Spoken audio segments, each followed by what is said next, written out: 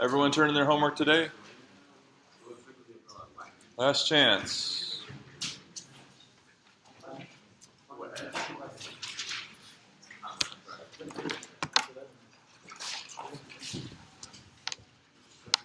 Last chance.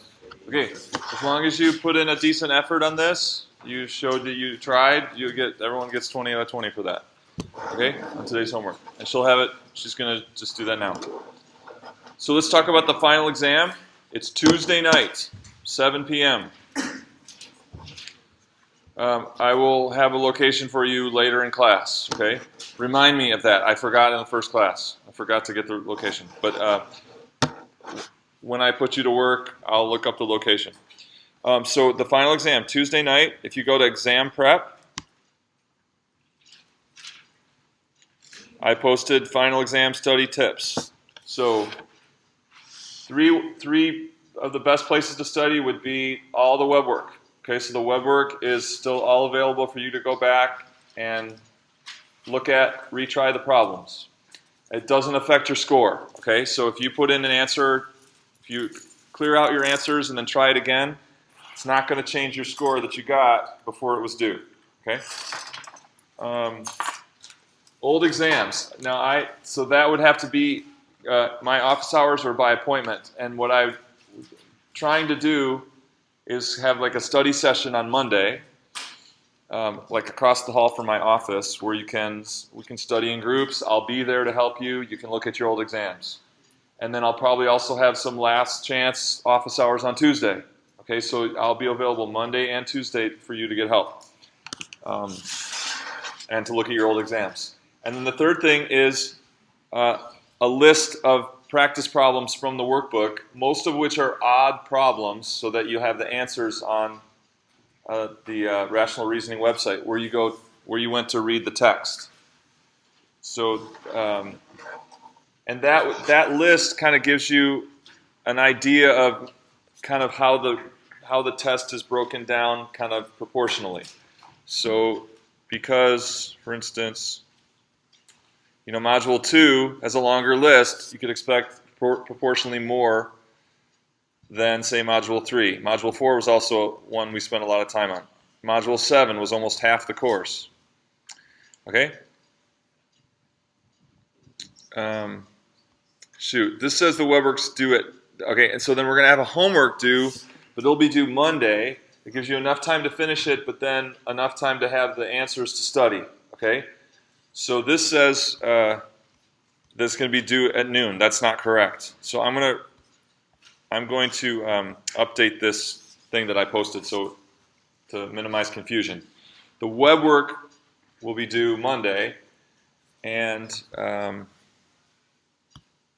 so these are your three best ways to study: web work, old exams, additional practice problems that I picked out that are odds that you can find the answers online at Rational Reasoning. Questions on the final exam? 7 p.m. Tuesday night. I will get you the location before we leave today. Yeah, Jared. Can we email you? I'll get back to us. Regarding, what do you mean? Like for going over all the work. Oh, like with the math?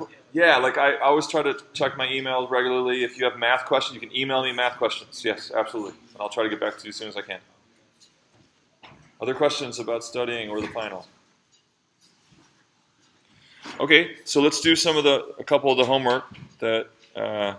So the first class wanted to do 2C.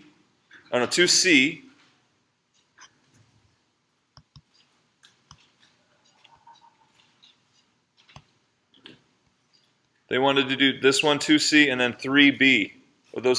They thought 16 was okay, so they wanted to do 2C and 3B. Is that good for you guys?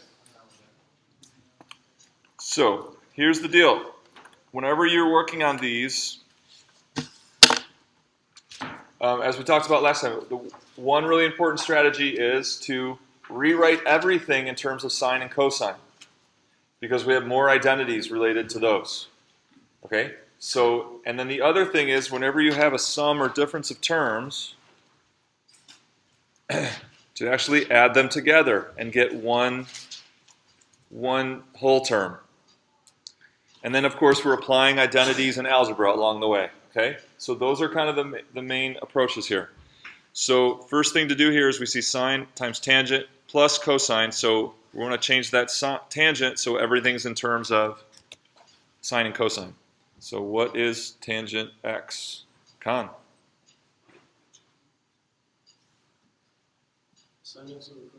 Sine over cosine. So I'm actually doing this one. I'm just starting up where I have some room, okay?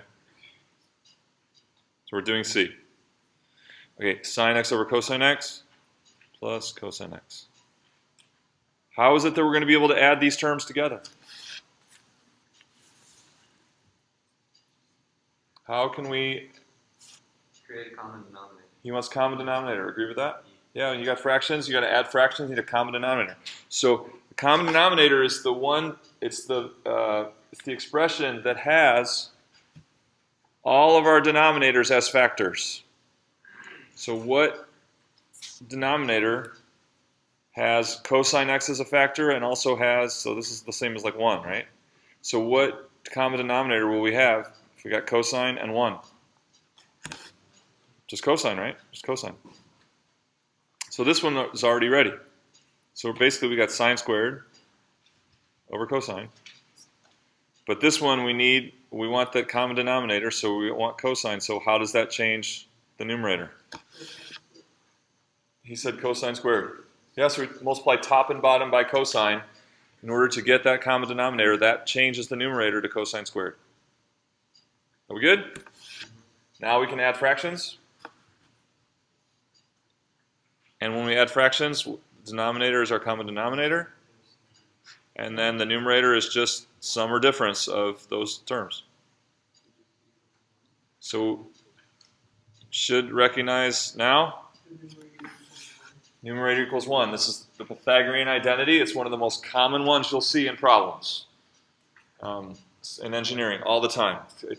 You're working through problems and it will pop up and it equals 1. That's our Pythagorean identity. So this is the same as 1 over cosine. And we learned that one last time. What's that called? 1 over cosine x. Not cosecant, just secant. Yeah, it's kind of weird. Cosine is 1 over secant, and sine is 1 over cosecant. So it's the cos don't match up, right? So this thing equals secant x. And because they're equal for all angles, so you put any angle you want into this, it'd be the same value as if you put that angle in for here.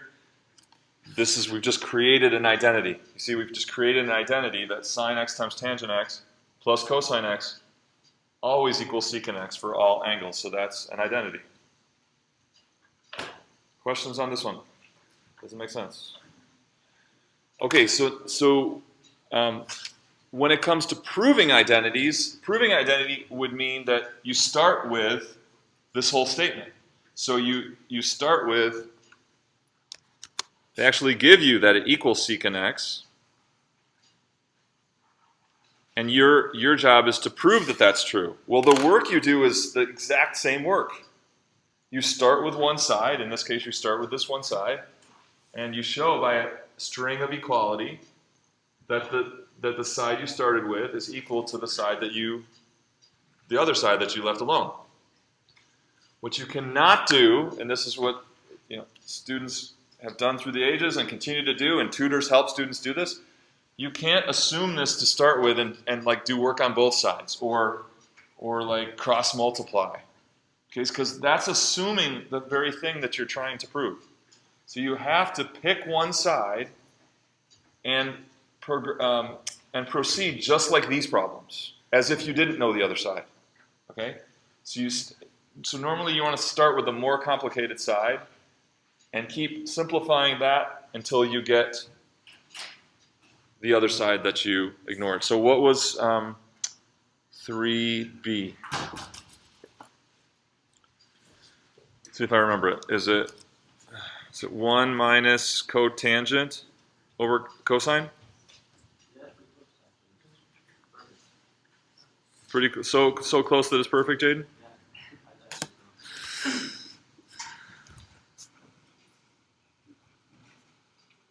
Like that? Equal to? Quick, go. Secant x minus cosecant. Okay. So here's the thing. And maybe many of you tried this. You maybe even found tutors that helped you. And you did some kind of algebra on this equation to start. Or you worked on the left and you worked on the right simultaneously. And you said they were equal as you went. It's not a valid proof. It's not a valid proof because by starting with this, you're assuming the thing that you're trying to prove, and you can't do that. So this is what we're trying to prove.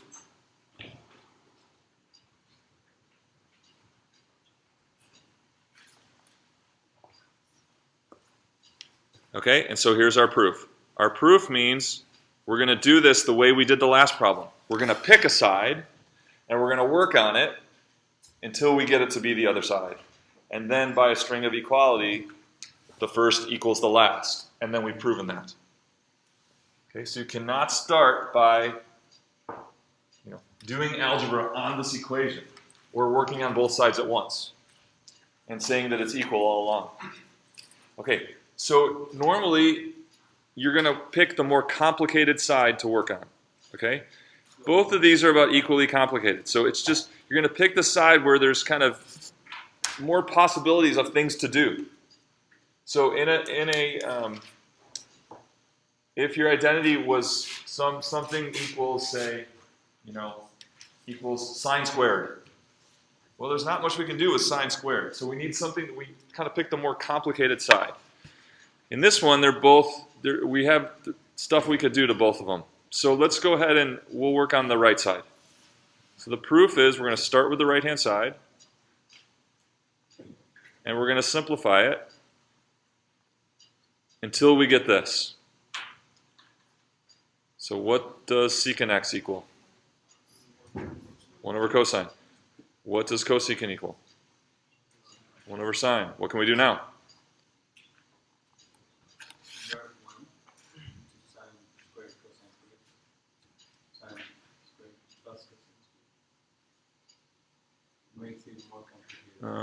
So really, we just got one fraction here, right? Yeah. If we're aiming for one fraction, but we got subtract fractions. So you can just go one of them, not both. No, we have two fractions that we're subtracting, and we need to get one fraction. Yeah, Nadine. Common denominator, right? We're going to subtract the fractions. Nadine, what would the common denominator be? Is that the common denominator of these two?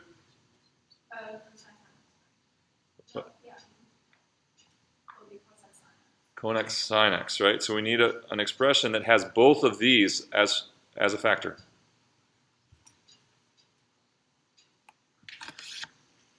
Okay, so what will 1 over cosine x become?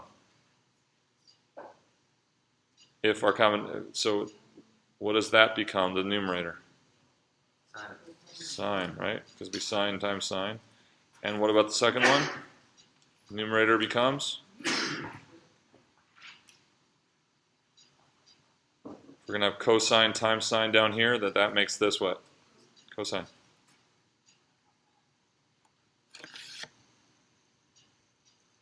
Okay so far?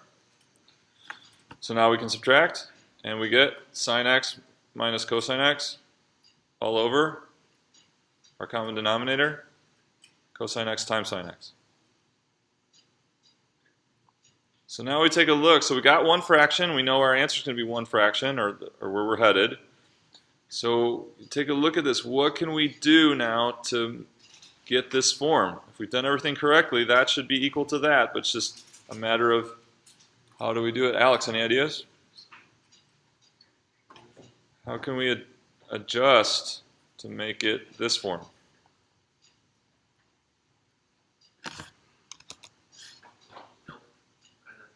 Got nothing. So what's that first term? The first term we got is sine x in the numerator. What do we need? Okay, so what can we do to sine x to get 1? Yeah. So now let's kind of see, without doing that, let's kind of look and see if that's going to work. So we're going to take, if we're going to divide this by sine, that means we got to divide this by sine. Does that make cotangent? And then we got to divide the bottom by sine. Does that give cosine? See? So we're going to do the top and bottom. We're going to divide the top and bottom by sine. So 1 over sine. I'm abbreviating because I don't have room. Okay, that's 1 over sine x and 1 over sine x. And so then what do we have? We get sine x over sine x, which is 1.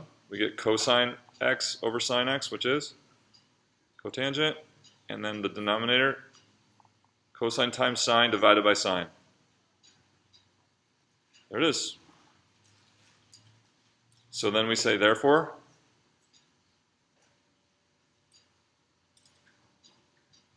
secant x minus cosecant x equals 1 minus cotangent over cosine.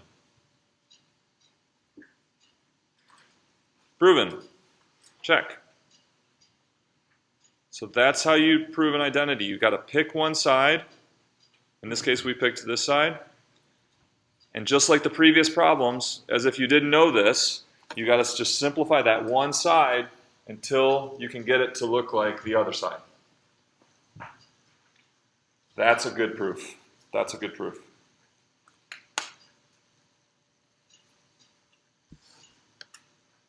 Okay, so you'll have more practice of this kind of stuff in the web work that's due Monday, and it is on the final. Okay? Any questions? Does that make sense? Okay, so the last topic is vectors. This is pretty cool stuff, and it uses a lot of this trig that we've been doing to work on vectors.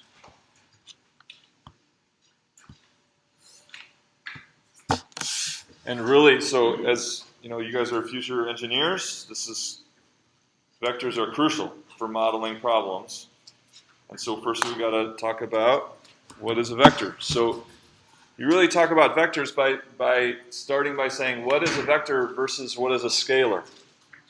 So these are both types of quantities. Okay? A scalar quantity is just a quantity that has magnitude but doesn't have direction. So what is something that we measure? I remember the first week of class we talked about defining quantities. What's a quantity that we define that doesn't have direction associated with it? It's just a magnitude. So Alex first. Speed. Speed, okay. But we could put direction with speed, right? Okay, but speed by itself, just how fast is a scalar? That's right. Nadine, what were you saying? Time elapsed. Any kind of time elapsed. Doesn't have direction involved with it. It's just a quantity of how duration of time. Any others? Weight. Okay, so weight actually has direction because weight is a force and its direction is straight down to the ground. Mass does not have direction, okay? There's another one common is temperature, right? Temperature is just, we measure it as a number but doesn't have direction. So we talked about mass, time elapsed. Those are all good examples of scalar quantities. Volume is another good one. Area, okay? Just a number, just a value assigned, and not a direction. So then vectors are both. Vectors have magnitude and direction. So Christian said weight. Actually, weight is a type of force. And force has direction associated with it. So the direction of the force, if it's specifically weight, is always straight down to the ground, right? That's the direction. But if I were to put a force onto this chair, so to move this chair, I have to put a force on it, right? So a lot of force. There we go. Okay. So if I put a force on this chair to move it, the amount of force that I applied is not the whole story, right? What else do you have to know to get the whole story? What's that? No, the direction, right? So I could put 10 pounds or 20 pounds of force towards you guys, towards Joe, right? Or I could push straight down with 20 pounds of force. So as force is there's an amount of force, how much exertion, and then the direction of it. So force is a vector quantity. Momentum would be like another one.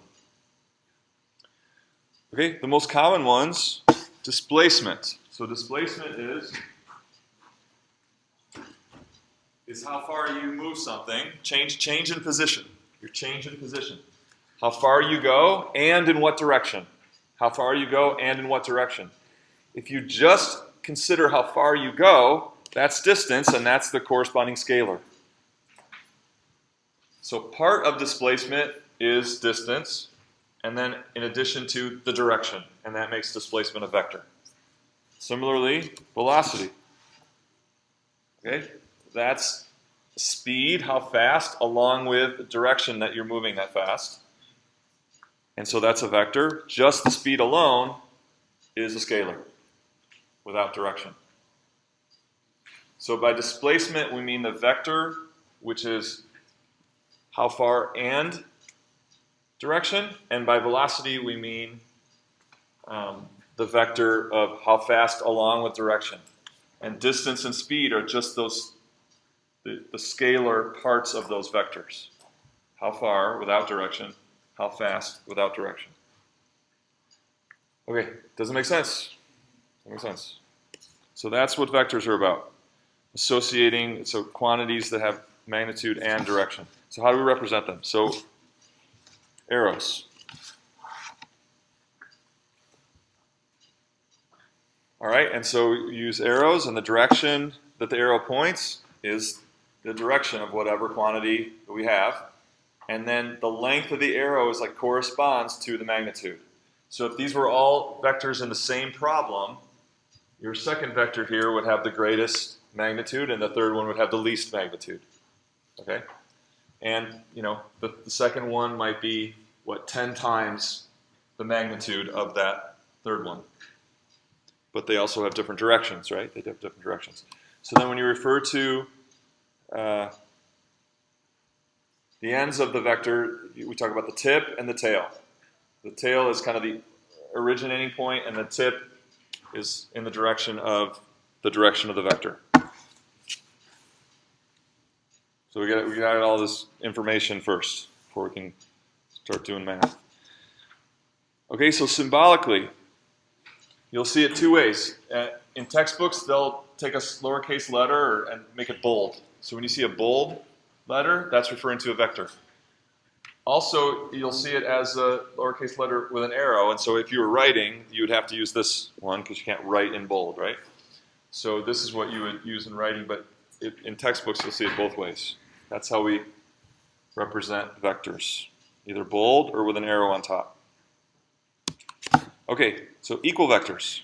So equal vectors, they're going to have the same direction and the same magnitude, but regardless of location. Okay, regardless of location. So the location of the vector doesn't change its quantity, okay, its value. So for instance, 5 people, they move starting at different places and different times. They all go the same distance heading in the same direction. So maybe this is, people in an army, advancing for battle, or maybe it's a bunch of people in a marching band or something like this. They all go the same direction, the same distance. So because of that, those vectors are all equal. They're all the same displacement vector. So we can say those are the same, and they're really we could just call them all D. So all those vectors are just the same vector D. Location doesn't matter. If any one of those had a different magnitude or a different direction, then it's a new vector.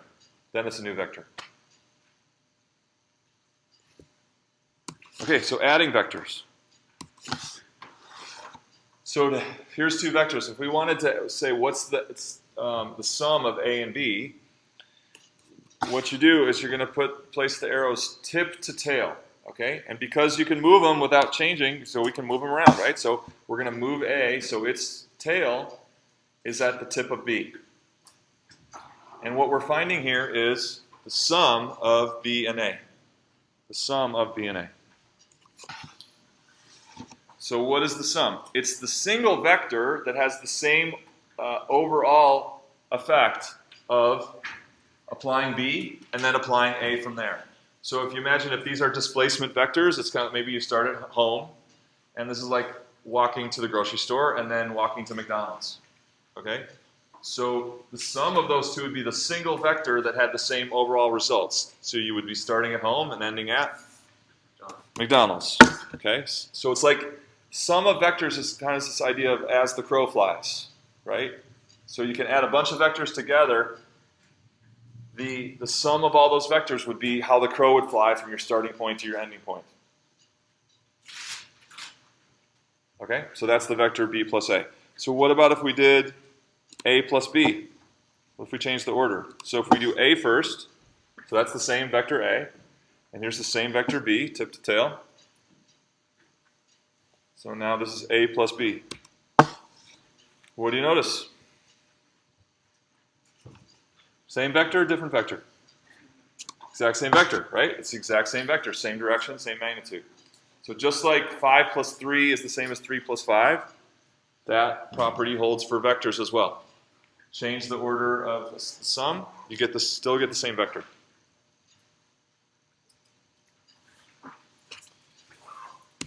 Okay, so now we want to put some numbers to this. How do we talked kind of more about the ideas of equal and vectors and adding vectors.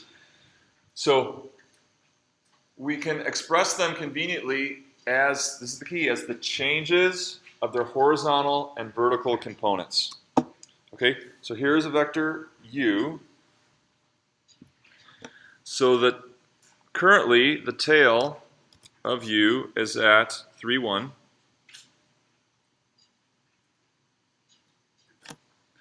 And the tip is at 2, 3.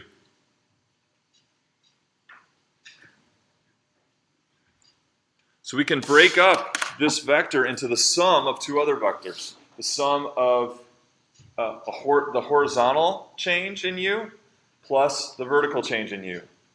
So what is the horizontal or x component that change in u from tail to tip? Brooke, what would that be? What would the change in x be from tail to tip, the change in x? She wants -1. And so can you give me a calculation that would give you that? What calculation? So if these numbers weren't so nice, how would you compute it?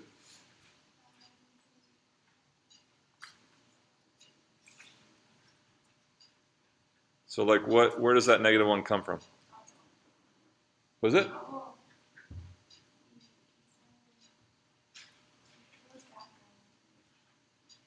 Right? So how can I do a calculation given these points? What calculation would represent that change of -1? So it's like a change in x. What's that?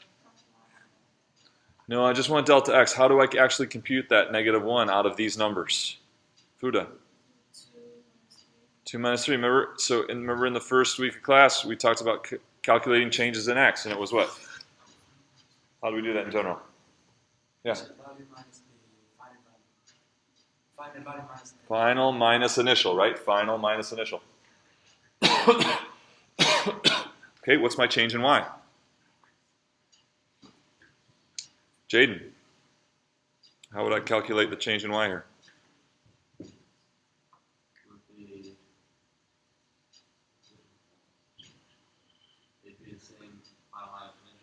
So tell me. It'd be 3 minus 1. 3 minus 1. So does that make sense that the change in y is positive 2 here? Yeah. Why? Because it goes up 2.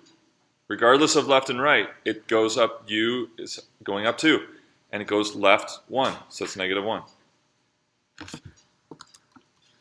Okay, so here's It's another one to practice on here. So this is negative 3.2, 0.9, and then the tip is at 0.8,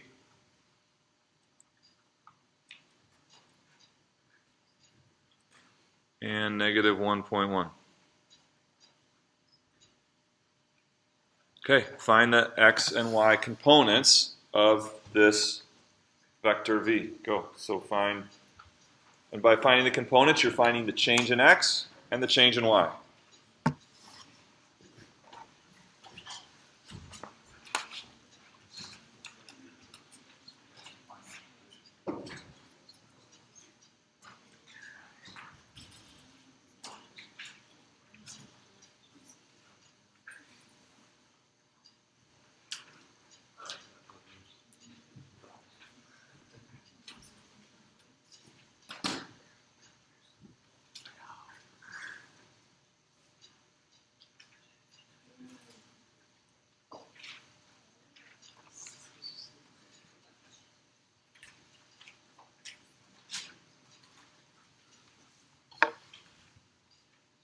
Okay, let's see here.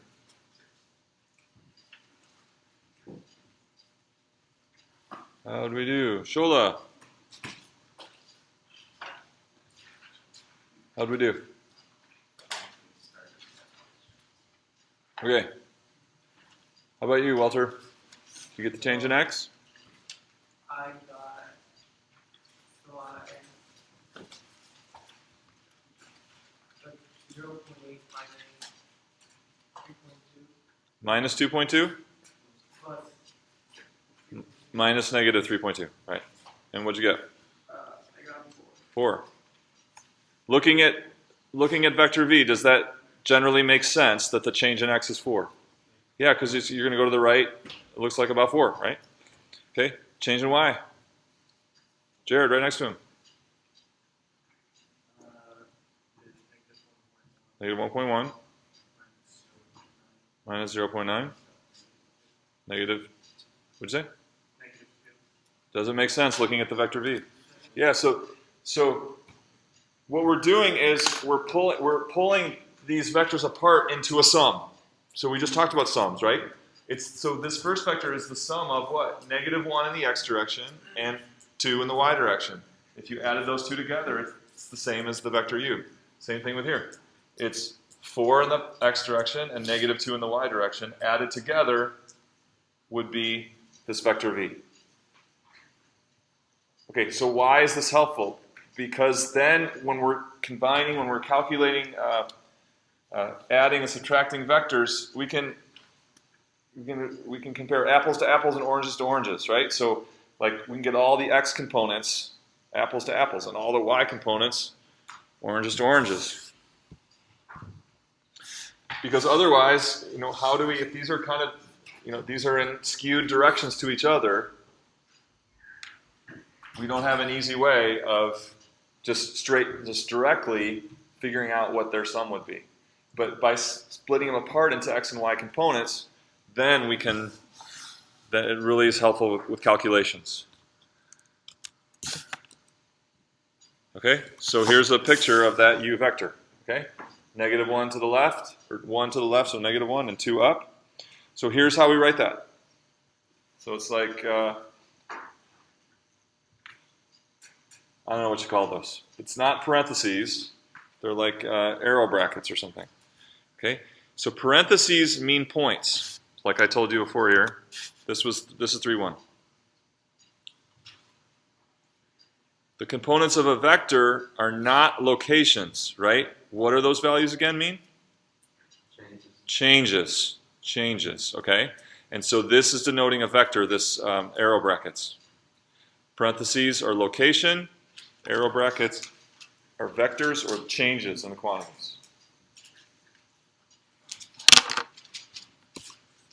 Here's our v, 4 to the right, 2 down, means 4, negative 2.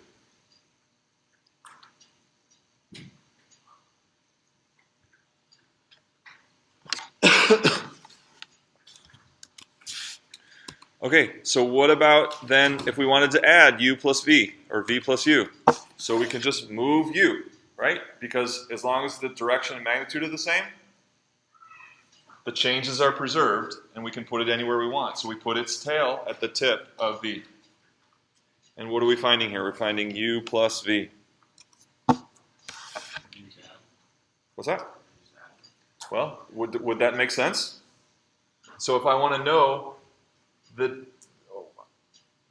change in x in v plus u, would it be the change in x of v plus the change in x in u?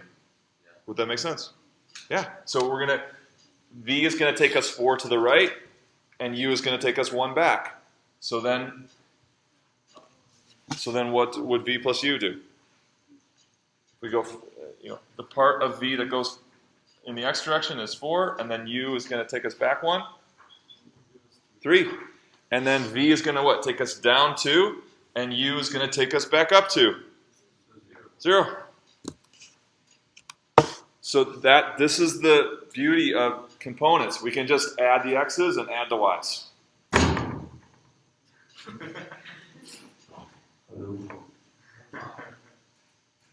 Mute. Okay.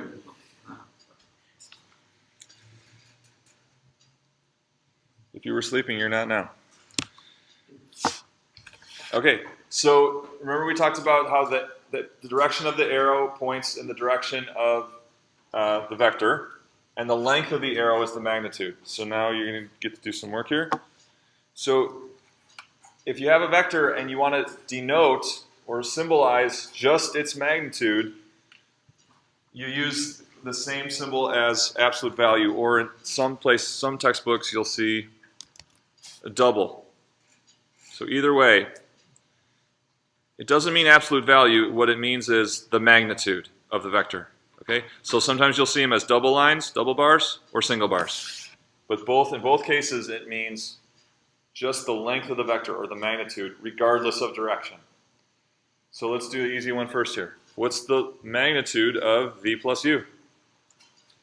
That's our resultant vector here. What's the magnitude of that vector, or the length of that vector? I hear 3s. Is it 3? Yeah, this is easy, because if it doesn't go up or down at all, 0, then the length of it's just going to be how far it goes to the right. 3. Easy. Okay, so not so straightforward, but something everyone should be able to do is now finding the magnitude of u, which is what we're saying is it's the length of the vector u. That's that. Regardless of direction, how long is that vector, or what's its magnitude? Same thing with v. This is not a guess. You have to calculate it. Okay, so you have to know what's going on, and you have to calculate that. So think about it and see what you can do. So you're not guessing or estimating. We want an exact result. So given that its components are -1 and 2, how are you going to get exactly its length?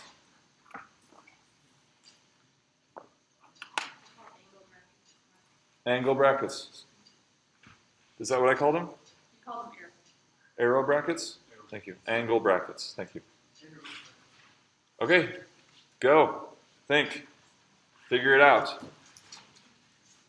If you understand what the -1 means and the 2 means, you can calculate that length exactly.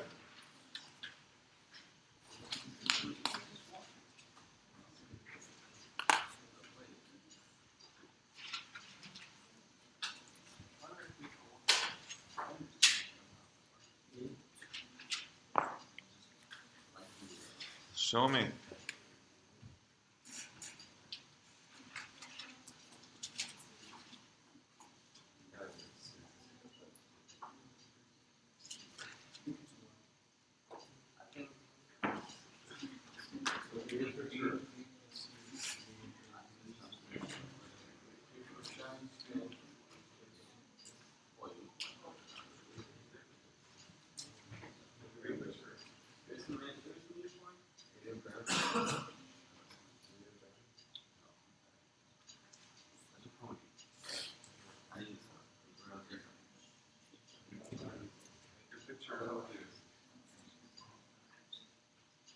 to use the -1 and the 2, right? So what do those mean? Draw a picture, and then it'll click. How are you going to get the length of view?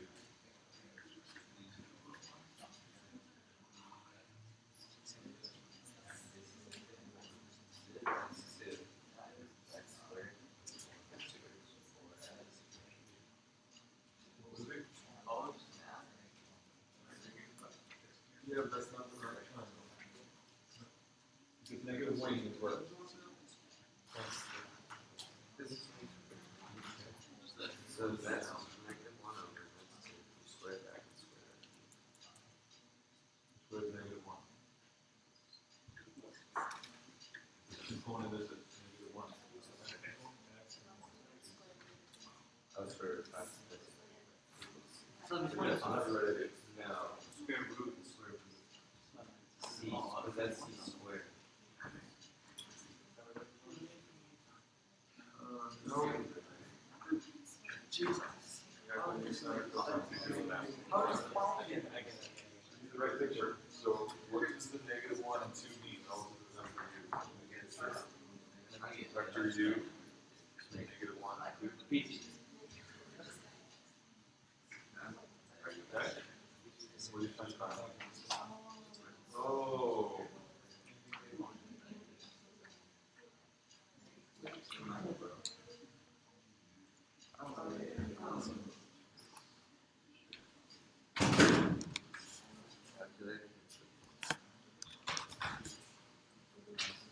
-1 is this right here.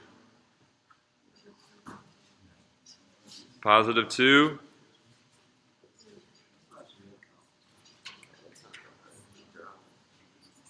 is that right there. So just vector U. You get that picture? Boom. Easy, right?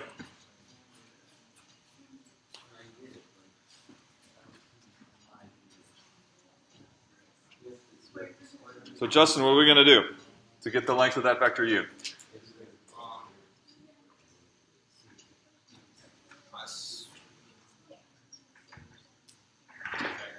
Yeah, that's it. So take me through it.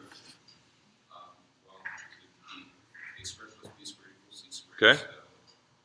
So a would be 2, so it would be 2 squared Yep.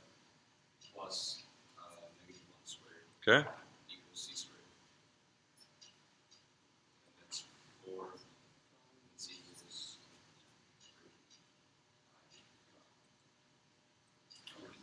Well, root what? c equals root 3. No. 2 squared isn't 2. Squared. Oh, no, root 5. So notice this here. This is what it is, right? So once you've done the Pythagorean theorem once, then we can just use this form to get our magnitude of the vector from here on out. Because it's always going to be the hypotenuse, right? Because the components are always going to be the legs, and the length of the vector will always be the hypotenuse. So it will always be the square root of the component squared, the sum of the squared components. So this one is radical 5. Okay? For the other one,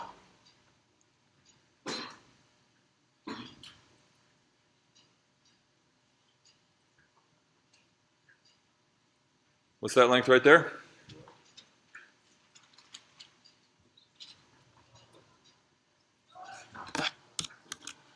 Let's try it again.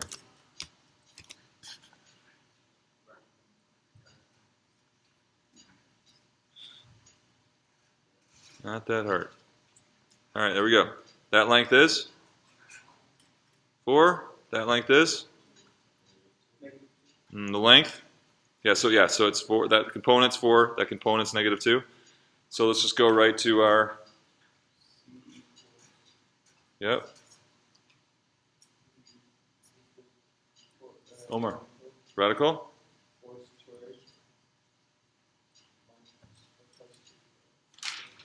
Always the hypotenuse, so always be plus, right? Which equals?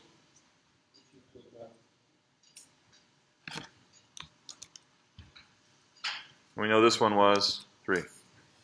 Just by looking at it, right? You could do that, but you don't need to, right? You know that the length of that thing is 3.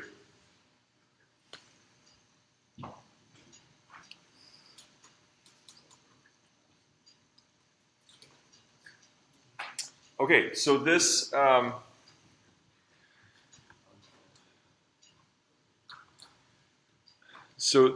that's the magnitude. So really, there's 2 ways to mathematically denote a vector. The first is component form. So let's go back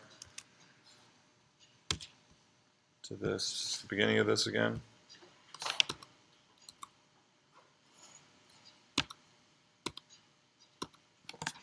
So the first way to denote U is what we call component form.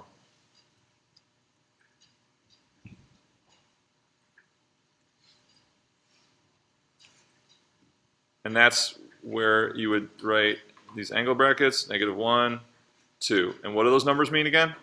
What's the meaning of each of those numbers? It's a magnitude. -1 is a magnitude. Is that right? The change, right? So it is a magnitude, but specifically, it's the change. The change in x and the change in y. Okay, that's component form. The other form is called polar form. And basically, polar form is more kind of in line with how we defined vector in the first place. It's where you define its magnitude.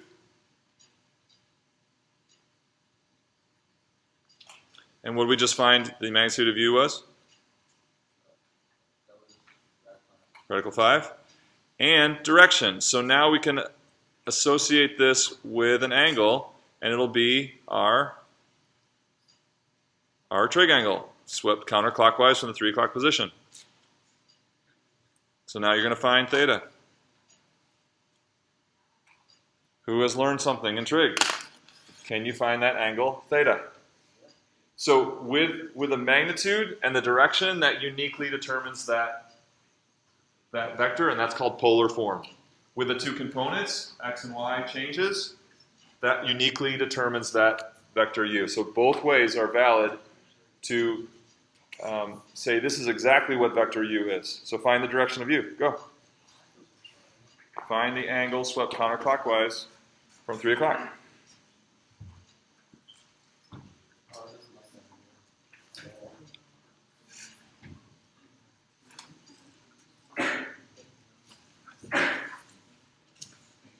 Who knows what's up? Who can do this?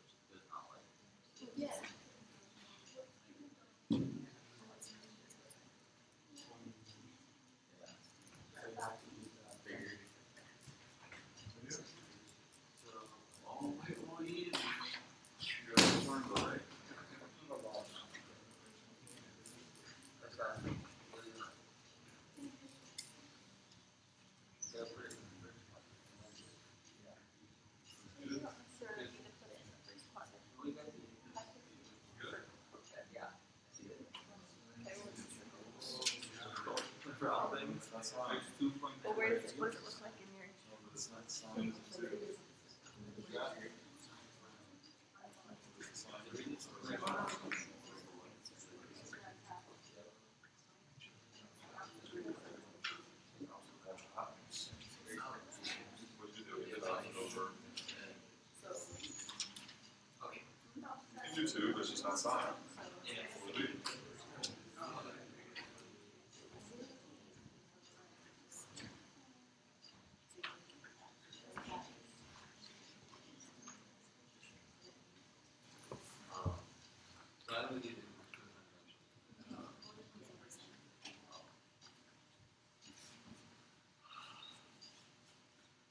Okay, take your pick. You got all three sides, right?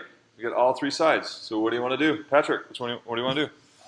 Well, I use tangents. Tangent, okay. Basically, we found the opposite over adjacent, which is 2 over -1 to -2 So theta is the arctan. of -2.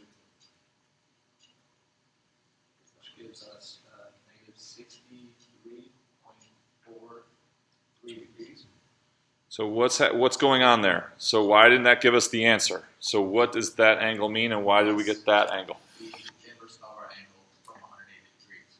So we have -63, and that's our angle swept from, basically it's the internal angle. We want to find the other side of our angle.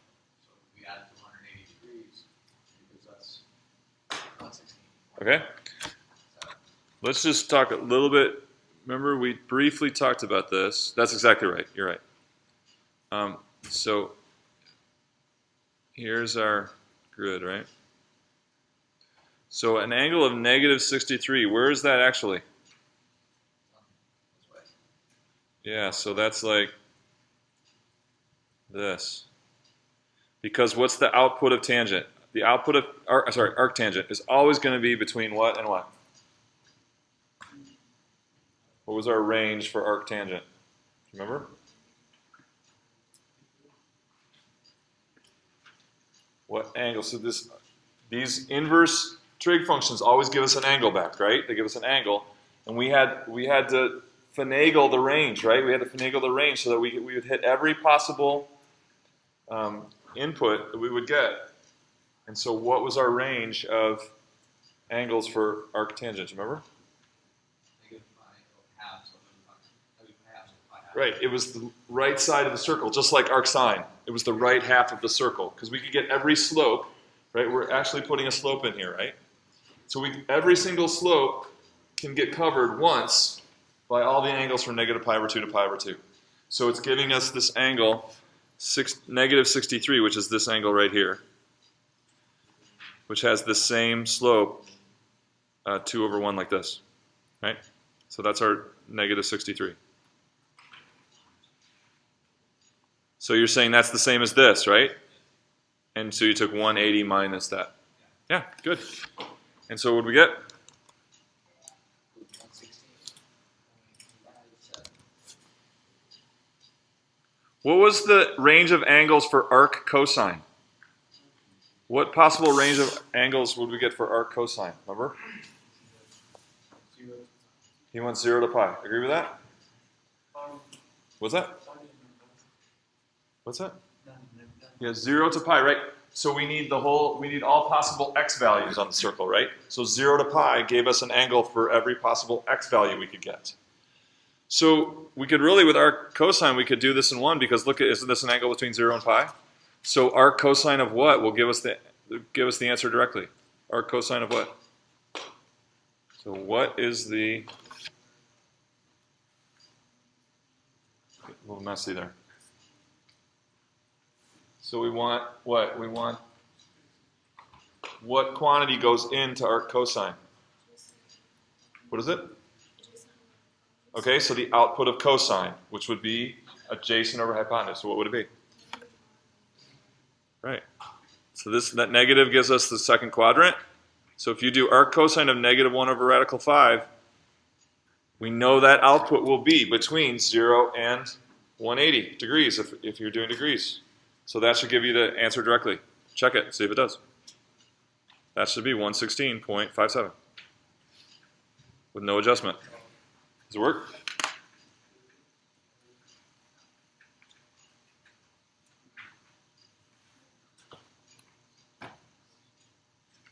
Okay, so again, just reviewing here.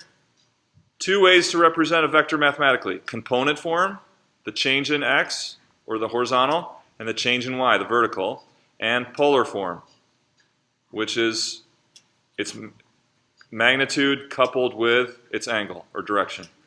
Both ways will uniquely determine that vector.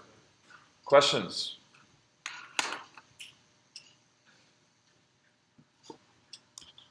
Okay, nice. So let's do an example here.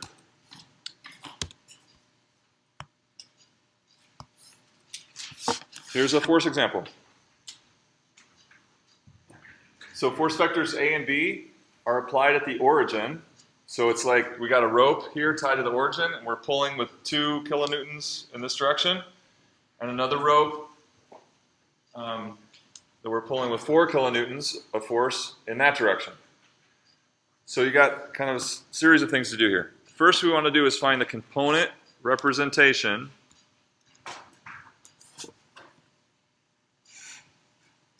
of each vector individually. So you're going to start with vector A. This is given in polar form, right? It's given as magnitude and direction. So you're going to write it, can you write it as component form? And then do that for B. Next, you're going to find the vector that is the resultant force of both of those forces acting together. Once you have the component representation of each, what single force is the same as both of those acting together? And then third, you're going to show that resultant vector in both forms, component form and polar.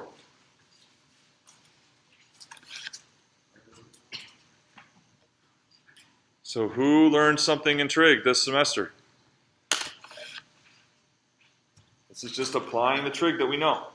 Just applying the trig that we know and what we've learned today about vectors, okay? So make a sketch. I need to get out of the PowerPoint. So if you would make a sketch and get your game plan so I think I can do that without. Yeah, that's good. I can do it.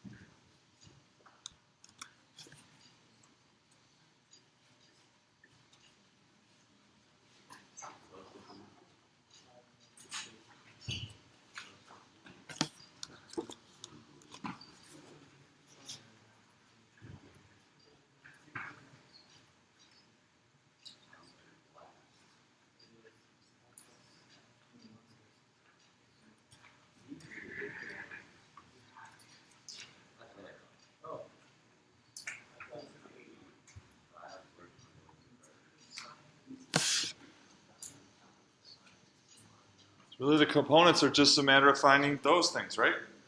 And that's just applying what we've learned.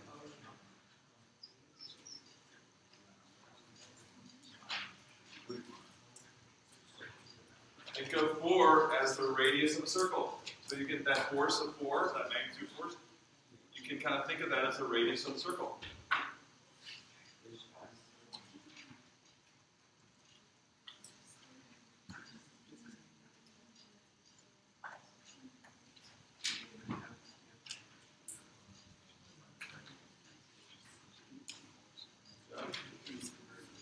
Anybody know? Progress.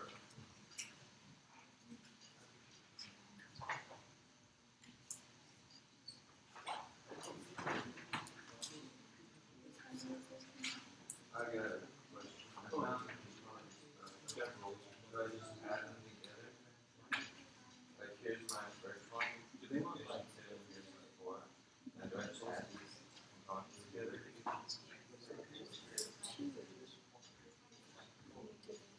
Yes. You got it? Get started? Oh, come on, so think of this as a circle of radius 4. What are we finding? Find that component. What is it finding? So then cosine can give you what? The radius length? Or in negative? Is it cosine? Radius lengths, right? But we need.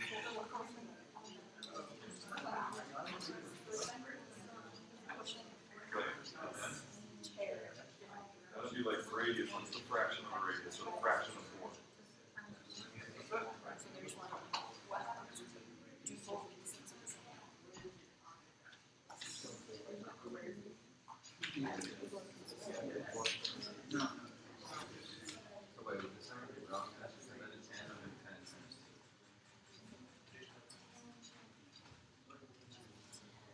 sorry, the cosine. 2. Cosine of 2, 10 times. Yeah. So then when you add those together, it's going back and up.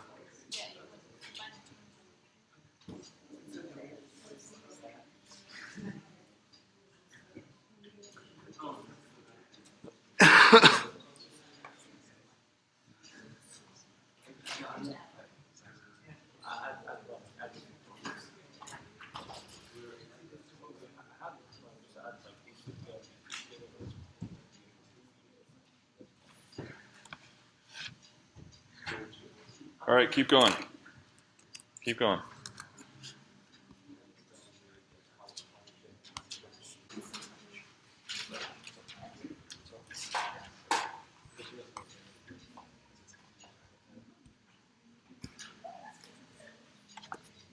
Okay, so I think last of you made some good progress.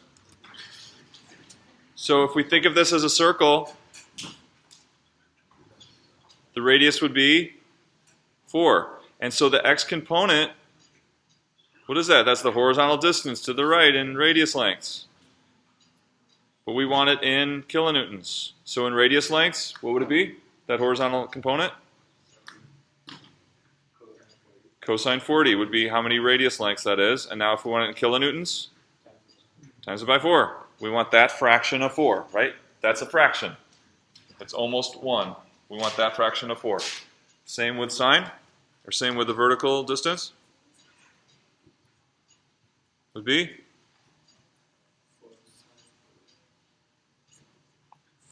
Sine 40 is a fraction of the radius. If this vector is the radius of the circle, 4 sine 40 would give us that fraction of 4. So there are components for vector A. So vector A is 4 cosine 40, 4 sine 40. Okay, we got decimal approximations for that? 3.06 and 2.57. So exact and approximate. Okay, B.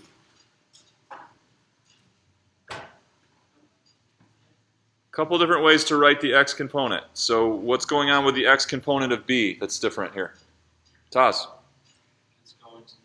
So therefore, negative. So how did you handle that? What did you put here? Well, it would just be, you couldn't just take the opposite, right? You could just take sine of 10 degrees and just make it negative. So negative sine of 10 degrees for the x component. Or negative cosine of 40 degrees, 10 degrees. Okay, so you want the opposite of Cosine 10 degrees. cosine 10 degrees. So maybe sine 2 times cosine. 2 times. How about that? Will that do it? Yeah, we need it to be negative because it's going to the, it's a change, you know, we think of it as a change to the left. And it's pulling in the negative direction. Okay? So then what is the y coordinate? Nina. It would be 2 sine 10 degrees. So I did something a little bit differently. I used 170. So when you did 170, what'd you have here? I had 2 cosine 170 degrees without the negative sign. Which will I already do that. be negative, right? So she used 170, which the cosine of 170 will automatically be negative. You see that? Because the cosine will give us the x-coordinate for a 170 degree angle. Good. And then 2 sine of 170 should be the same as 2 sine of 10. All right, approximations. Oh, I got negative 1.96. Negative 1.96, sounds good. And negative 0.3. So is that going to be negative? It's up still, right? It's up, so it should be positive. 0.3? 0.3 what? 73. 0.3. So 3.5? Yes. Okay, so now, what's the resultant force on that point? The resultant force will be A plus B. We're just adding up the force from A and the force from B. And how do we do that? Yeah, so that we're going to have some x contribution to the force to the right and then one to the left. So those are going to, we can add those together. And so we'll get, what do we get? 1 point what? 1.4? It'd be 3.06 to the right and 1.96 to the left, so it's just that minus that. All right, what about the y components? Both are pulling up, right? So we're just going to add those y components pulling up. 1.1. 1.10, is that right? Okay, and we're going to add these together. So it's going to be 2.92, is that right?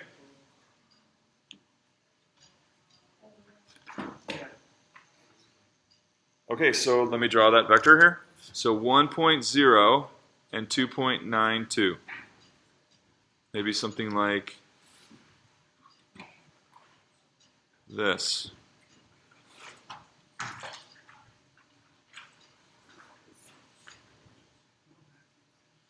But notice if I took vector B and put it tip to tail with A, that's going to give me, so as the crow flies is our A plus B, or the resultant force. How do we get its, so now that's its component form, how do we get its polar form? So we need the magnitude of A plus B. And we got the square root of 1.1 squared plus 2.92 squared. Is that what you did? So that's based on the Pythagorean theorem. We did that earlier in class. So this is the amount of resulting force, regardless of direction. How much? 3.12 kilonewtons.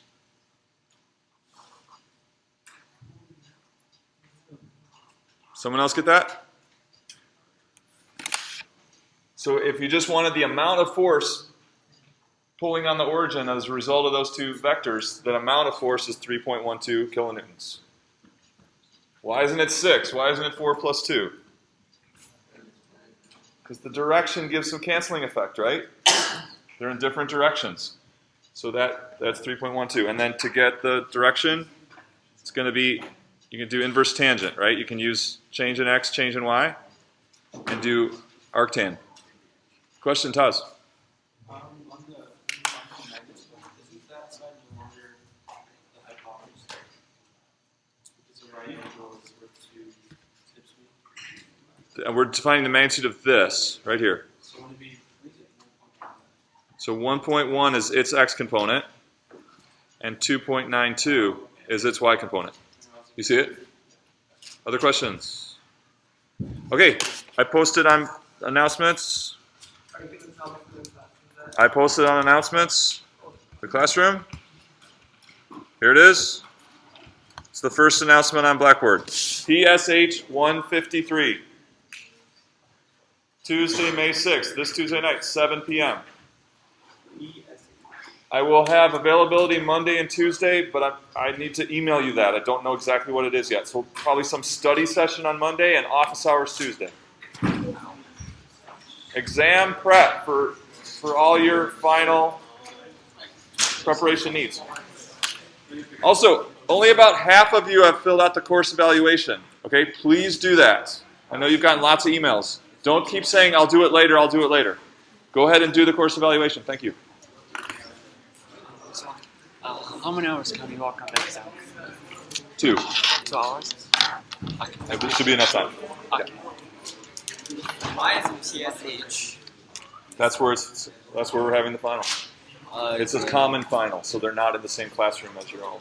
So it's another classroom? PSH. It's on university. What's that? All of them is mathematics. Yep. That's right. Okay.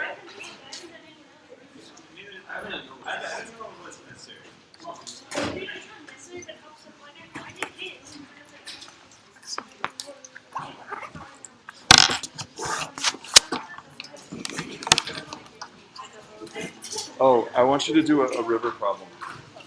So like the river is flowing at like what, 8 miles an hour, and then your boat, your heading, and your speed this way, and then figure out what the true vector of the boat is relative to the ground. So then, and then find the speed of the boat. To be the magnitude of that vector. You just make one up. And then you can do. Oh, I never did. You got your book? I totally like it. So there's a. Jared, do you have your book? Can you bring it up here quick? In the assignments.